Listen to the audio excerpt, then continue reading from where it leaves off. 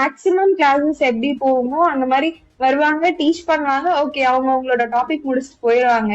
அப்படிதான் நினைச்சோம். நீங்க ஒரு சில பாயிண்ட்ஸே வந்து சொல்லிருப்பீங்க கிளாஸ்ல இதெல்லாம் இருக்கும்னு. பட் அது கூட உண்மையிலே எவ்வளவு எஃபெக்டிவா இருக்கும்னா நாங்க எக்ஸ்பெக்ட் பண்ணது இல்ல. ஃபுல்லா வந்து கிளாஸஸ் முடிஞ்சதுக்கு அப்புறம் தான் ஓகே எல்லாமே நமக்கு தெரிஞ்சிருச்சு. அண்ட் அப்பவே கிளாஸஸ் நடுவுல நாங்க வந்து ரிவ்யூஸ் எல்லாம் சொல்லியிருப்பேன், இந்த மாதிரி மோர் தென் ரிசோர்சஸ். இல்லைன்னா ஆடிட் அண்ட் எஸ்எம்ல இருந்து கணக்கு வச்சீங்கன்னா ஆடிட் அண்ட் எஸ்எம் எக்ஸாமுக்கு கரெக்டா 1 மந்த், லாஸ்ட் 1 மந்த்துக்கு அந்த 2 சப்ஜெக்டையும் நான் படிக்கல.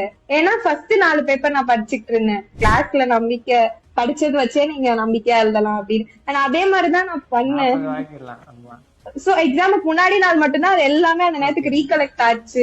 ரீகலெக்ட் பண்ணி எக்ஸாம்ல பண்ண முடிஞ்சது. அப்ப மட்டும் தான் படிச்சேனே, அதுக்கு முன்னாடி படிக்கவே இல்லை. அந்த கிளாஸஸ் பண்ணதோட அவ்வளவுதான்.